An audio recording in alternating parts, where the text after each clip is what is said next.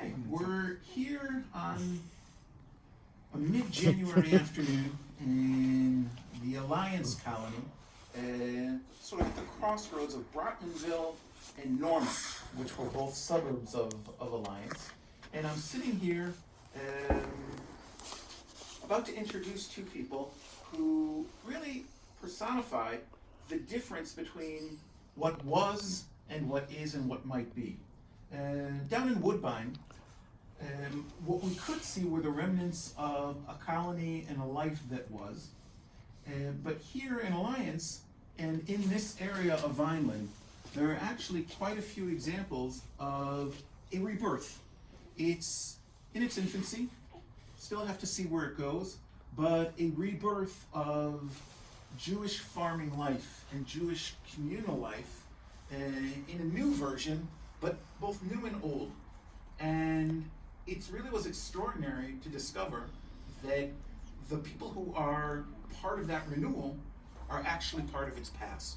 And I'm sitting here today with Malia and William Levin, and they are sitting right across, or we are sitting right across from the house of William's grandparents, and across from what remains of the house of Moses Bayuk, who was one of the original pioneers to Alliance, who settled here in the 1880s, and was William's great-great-grandfather. And from here, I want to ask a few questions of these wonderful people to try and figure out how they are sort of conceptualizing the continuation of this circle of Jewish farming life. So, Molly and William, can you tell us a little bit about why are we sitting here? How did we get here? And let's hear what you have. Let's hear your story. Very good questions. Where do we begin? So I like you used the word rebirth to describe our involvement with the land here. And funnily enough, we toyed with naming our organization something with rebirth or revival, and decided that they didn't sound Jewish enough, that they're associated with other religions. So we actually ended up using the word reboot. We are the Alliance Community Reboot, which has more of a technological or a note of modernity to it. So we're like a future rebirth, of a futuristic rebirth. But going back, Malia, would you like to share some like the elevator pitch succinct version of of how we came to be here? Sure. You do it so well. Oh, thanks. So yeah, basically, I mean, William and I we met 11 years ago, and on our first date, William told me that William, trying to show off, told me that his family he was descended from one of the first successful Jewish agricultural community in North America. Well, after 3 children, it would say that he's showing off work. It totally worked, totally got me. And he said, and I was like, there's Jewish farmers, and I thought, Jews all, came here and moved to Ellis Island, came through Ellis Island and worked in factories like my family did. And he said, no, my family came here and farmed. Actually, we still own some of the farmland. And as we got to know each other and I came down to meet his family, we would drive past this land, which his family still technically owned, but wasn't really actively involved with. And it always, had this kind of mystical calling to us, and it was interesting in terms of, William definitely was, felt it was an interesting story, but our lives were very urban, and we were in Brooklyn. I'm a lawyer, William's an artist, and so, we didn't expect to have present, really, involvement with this area. And then fast forward, in 2014, we went to Isabella Friedman Jewish Retreat Center, which is a retreat center and has an educational farm in Connecticut for Sukkot. And we had an awesome time, and we for the first time got to meet all these people who were involved in the modern Jewish farm movement, young people who were excited about connecting with Judaism through agriculture. And, William said, it's crazy, but this is a thing that people see as new, because in my family, this is old. This is what my ancestors came here and did.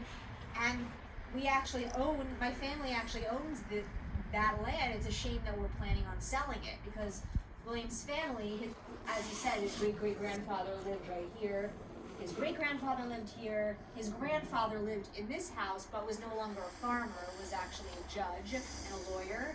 And his dad actually was a real estate guy who moved to the nearby suburbs and was always trying to sell this land and kind of cash out on his family's inheritance, so to speak. Had never happened for a variety of reasons, but that was still the plan in 2014.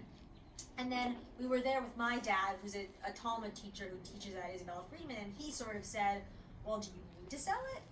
And we were sort of like, that was kind of like an aha moment for us where we were like, maybe we don't need to sell it. And we were like, actually, maybe it would be great both personally and in terms of just, kind of settling the family's long-standing kind of relationship with the land, as well as for us in terms of joining in on something new and inspiring. So fast forward to now, and we own this house as well as about 70 acres of surrounding farmland that was all part of that original Jewish farm community, and we've been working on restoring it to organic practices and to active farming, as well as using this house and the shul across the street, which was built also by those original colonists, as a hub for Jewish educational and community events around agriculture. Is that church is that synagogue in use now by any community, or is it part of sort of your campus, your growing campus? I would say both. The shul had been basically shuttered all year for a few decades, except for once a year they would hold Rosh Hashanah and Yom Kippur services, and it came to be like a small reunion for a few people who were loosely connected with the area, but that was the only use it got. And when we bought the house, we said, oh, we'll finally have a shul. We'll have a shul that we can use, and it will be the center of all our activity. What we didn't know is that people here might be resistant to that. That there were people maybe in older generation who were set in their way and didn't want newcomers in the synagogue. And to make a very long story short, it took a lot of convincing to open those doors. And once they were open, now up until COVID hit, we had been hosting very regular, successfully well-attended holiday events there, celebrations.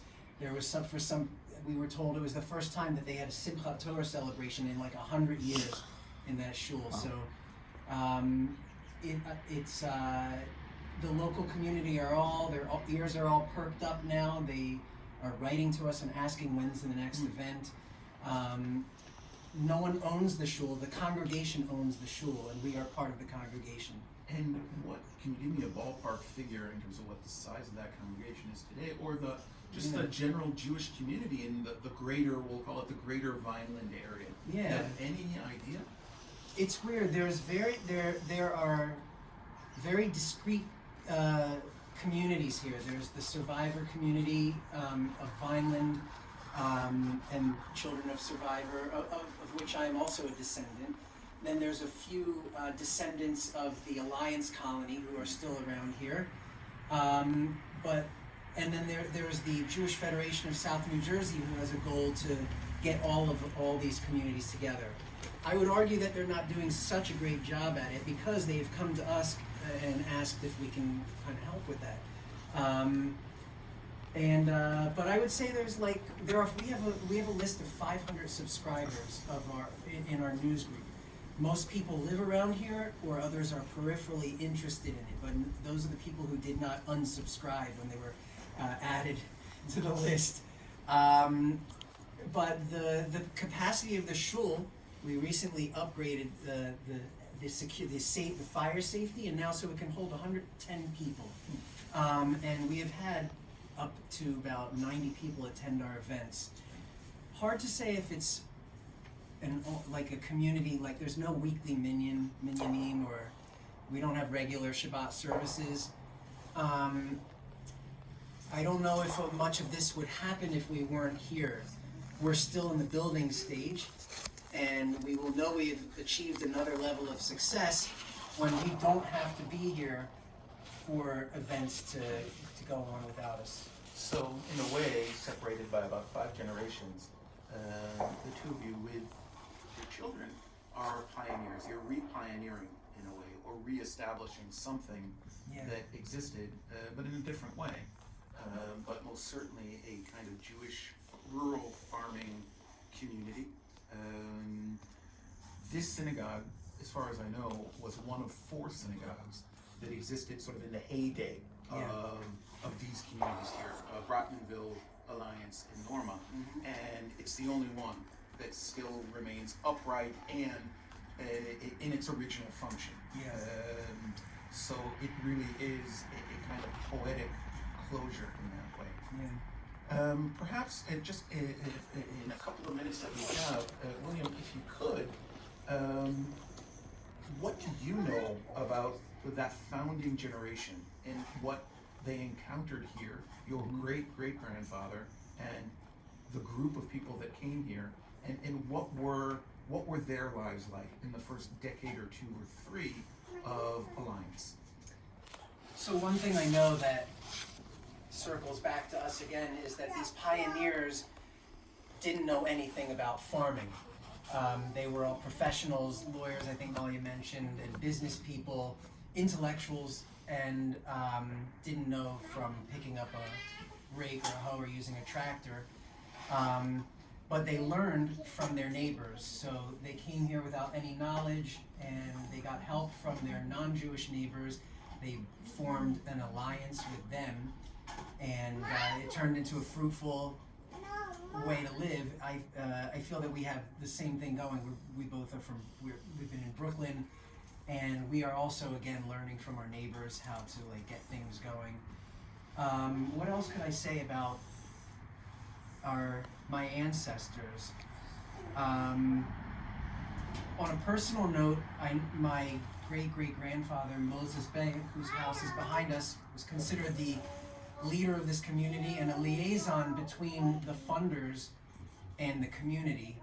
I find I'm fulfilling, maybe it's a self-fulfilling prophecy, a similar role as my great-great-grandfather, where I've never considered myself a leader, but I know how to make connections, and I've been working with people who find what we're doing interesting to introduce them to this land and to our farming partners and other young people we're working with, and help build something all together. I sometimes say, I think William's the reincarnation of Moses Bey. It feels like he's channeling his spirit in some way. I know I've read that other prominent rabbis were always like, why did Moses Bey move out here? That there was some feeling of he was maybe one of the more prominent people who stayed out in the hinterland, so to speak. Well, productive farming amongst the Orthodox rabbis in North America, but more importantly back in Eastern Europe, and all of these people came from Eastern Europe, were not in favor of Jews going out to be farmers far from their insular communities in the big cities. They didn't consider this to be a great idea for all sorts of reasons. It was looked down upon in some ways, and just in puzzlement. So it's not surprising at all that leaders of the traditional, more Orthodox communities in New York and Philadelphia would have thought that this is nuts, and would not have encouraged people in their congregations to come down here, yet people did, and created productive lives for themselves that lasted 2 or 3 generations until their children or grandchildren wound up getting higher education and moving off to become lawyers and so on. Okay. And what are for your project here, the Acre Project, what's your dream? What would you like this to be if all goes perfectly? What can become of this place? Let's both take a shot at describing this. My vision would be that we would have not just an active farm, not just ecologically sustainable, but also financially sustainable. One of the failings I feel of the original colonists was that they always relied on the philanthropy of the Baron de Hirsch Foundation and then the Alliance Land Trust, and I feel like that they never achieved a real sustainable model. There is a farm in California, the Leash Tag Foundation own it, and they operate the Coastal Roots Farm. I envision being a smaller scale model of that, where they do 90% commercial farming and 10% of it is dedicated to Jewish education and outreach through agriculture. So that would be my vision. Also, to be honest, capitalizing on the niche that we are considered we're the site of the first Jewish farm in America. I think that is important to many people. There's something about it that shows that it didn't fail. That we're here. When you reboot a computer, you're not buying a new one. You're using the old one, and I feel like that's important. We're like, maybe it is sustainable after all. Well, you are here. That's a fact. Yeah. And this has been in your family for the last 5 generations. And a 70-acre farm in very good farmland in southern New Jersey is nothing to sneeze at. So this is all true. Maya, do you want to take a stab at that? I agree with everything that you said. The one thing I would sort of add, I think a lot of people ask us, like, are you moving here full time? Like, are you leaving Brooklyn? Do you want other people to move here to the immediate area full time and leave Brooklyn? And I feel like part of the reboot is that I think people, including us, are starting to feel like it doesn't have to be an either or. I think people are attracted to the city for a variety of reasons, and I think people also want to be more connected to farming and agriculture and the food supply chain and rural communities too. And I think that in terms of envisioning a community for the future, I'd like to envision a community of people who feel that way similar to us and have some kind of arrangement where the great thing about this location is that it's rural, but it's not remote. We're close to Philly, we're close to Atlantic City, we're pretty close to New York. So we can have people who see themselves as part of this community and maybe even have a place to stay when they're here like we do, but also live somewhere else and can take advantage of urban life as well. So I envision that as part of the future too.